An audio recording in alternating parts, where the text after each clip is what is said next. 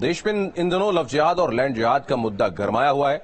Love जिहाद को लेकर योगी सरकार सख्ती से कदम उठा रही है, तो लैंड जिहाद पर धामी सरकार लगातार कार्रवाई कर रही है। और इतना ही नहीं, उत्तराखंड में यूनिफॉर्म सिविल कोड का ब्लूप्रिंट भी तैयार हो गया है। इन सब की जुबानी जंग भी काफी तेज हो गई है। ये रिपोर्ट देखिए।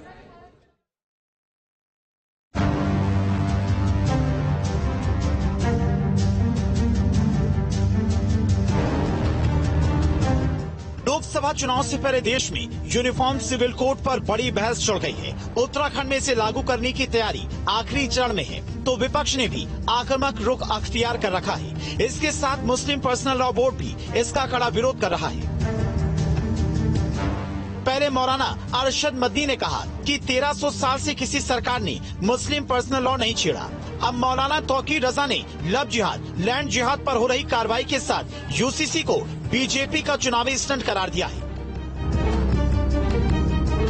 मुसलमानों से नफरत की बात करते, मुसलमान से नफरत का मतलब यह कि आप हिंदुस्तानी से नफरत कर रहे हैं। हम हिंदुस्तानी हैं, हमसे नफरत का मतलब आप हिंदुस्तानी से नफरत कर रहे हैं। और हिंदुस्तानी से नफरत करने वाला देश प्रेमी किसी कीमत पर नहीं हो सकता।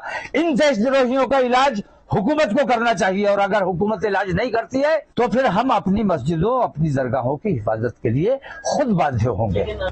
वहीं शंकराचार्य परिषद के अध्यक्ष आनंद स्वरूप ने मौलाना तौकीर रजा को खुली चुनौती दे दी है।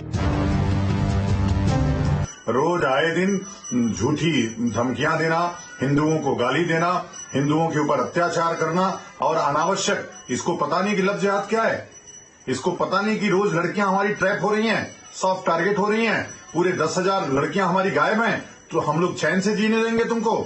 मैं फिर से कह रहा हूं कि तुम चूड़ियां ही पहने हो, अगर चूड़ियां नहीं पहने हो तो उत्तराखंड आओ, मैं अपना काम करूंगा, तुम अपना काम करो। देश में समान नागरिक संहिता लागू करने के लिए सरकार और विधि आयोग को उत्तराखंड सरकार की तरफ से गठित कमेटी की रिपोर्ट का इंतजार है। सरकार इसी रिपोर्ट के आधार पर समान नागरिक संहिता को पूरे देश में लागू करने के लिए एक मॉडल कानून बनाने की तैयारी में है। जिस यूनिफॉर्म सिविल कोड को लेकर घमासान मचा हुआ है, उसे भी आपको समझा देते हैं। ये एक पंथ निरपेक्ष कानून है, सभी धर्मों के लिए समान रूप से लागू होगा। मुस्लिमों में 3 शादी वाली परंपरा खत्म होगी, 3 तलाक देने की परंपरा खत्म हो जाएगी। अभी ऐसे मामलों का निपटारा पर्सनल लॉ बोर्ड के अधीन है। अभी हाल ही में उत्तराखंड में अवैध मजारों पर भी एक्शन हुआ था। उधर विपक्षी दल अब यूनिफॉर्म सिविल कोड को लेकर शुरू हुई लॉ कमीशन की कवायद को 2024 के लोकसभा चुनाव से भी जोड़ रहे हैं। उनका आरोप है कि हिंदू वोट बैंक के लिए ये सब किया जा रहा है। वहीं बीजेपी यूनिफॉर्म सिविल कोड को मौजूदा वक्त की मांग बता रही है। Team news state. पिछले दिनों उत्तराखंड में हुए लैंड जिहाद और लव जिहाद पर एक्शन के विरोध में तमाम आवाजें उठ रही हैं। इन आवाजों को लेकर उत्तराखंड बीजेपी प्रभारी दुष्यंत गौतम ने न्यूज स्टेट से खास बातचीत की।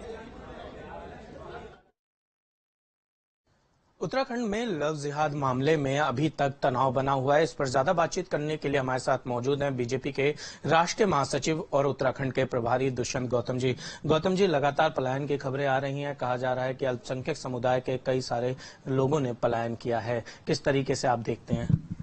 देखिए, यहाँ तक पलायन को प्रमुखता पे वाली बात करना मुझे लगता है कि हिंदुओं के साथ गुनाह है। ये मुसलमानों का पलायन नहीं, हिंदुओं ने तो इससे ज्यादा पलायन किए हैं। कॉलोनियां खाली हो गई हैं, लेकिन वहां पर जो पलायन की घटना घट रही है, किसी न किसी अराजक लोगों ने जो वारदात की है, और जो लोग इन्वॉल्व हैं अपने आप भाग रहे हैं। जिस प्रकार से एक कातिल गुनाहगार पकड़ा जाता है तो उसके रिश्तेदार सारे भागते हैं, उनको सहयोग करने वाले भागते हैं। इस कारण से वो वहां से भाग रहे हैं और कोई कारण नहीं है। लेकिन लव जिहाद जैसी घटना है जो घट रही है, ये कोई एक घटना नहीं है, एक षड्यंत्र है पूरा का पूरा, जिसमें राज्य की डेमोग्राफी को बदलने का काम किया जा रहा है।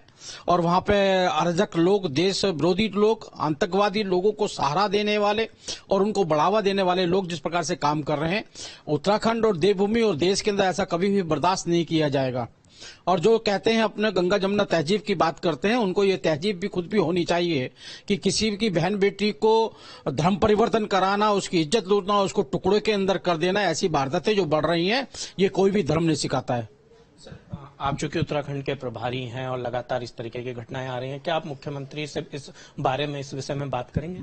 सब सजग हैं, सब अपने हिसाब से अच्छा काम कर रहे हैं। मुख्यमंत्री जी जिस प्रकार से उनको उत्तराखंड की जनता की रक्षा करनी चाहिए, उसमें एक कदम आगे बढ़ के, और जिस प्रकार से विकास करना चाहिए, जो प्रधानमंत्री जी ने कहा था कि आने वाला शतक उत्तराखंड का होगा, उत्तराखंड को विकास की ओर ले आने का भी काम कर रहे हैं। लेकिन उसके अंदर कोई भी बाधा बढ़ेगी, उस बाधा को कुचला जाएगा। अवैध मस्जिदों पर उत्तराखंड में या मज़ारों पर कार्रवाई हो रही है, इसको लेकर मौलाना तोकी रजा ने धमकी दी है कि वो घेराव करेंगे अगर सरकार इसी तरीके से कार्रवाई करती रही, क्योंकि 200 साल पुरानी मस्जिद या दरगाह अवैध नहीं हो सकती। देखिए, तोरिक रजा हो या कोई भी हो, किसी प्रकार की धमकी कभी भी बर्दाश्त कानून के अंदर, लोकतंत्र के अंदर नहीं किया जाती। आपको लगता है, तथ्य पेश किए, तथ्य में आपको गड़बड़ लगती है तो कोर्ट खड़ी हुई है। लेकिन किसी प्रकार का आप दबाव बनाने की कोशिश करेंगे, सरकारें दबाव से नहीं चलती हैं, सरकारें कानून से चलती हैं, न्यायपालिका से चलती है, संविधान से चलती हैं। हमसे बातचीत करने के लिए ये थे हमारे साथ बीजेपी महासचिव दुष्यंत गौतम। वीडियो जर्नलिस्ट जगदीश चंद के साथ देशांत राय, न्यूज स्टेट दिल्ली। 24 की सियासी बिसात बिछने लगी है। इस बीच विपक्ष गठबंधन को लेकर भी नई संभावनाएं तलाश रहा है। वहीं बिहार में तैयार हो रही सियासी पिक्चर यह इशारा कर रही है कि बीजेपी का मुकाबला करने के लिए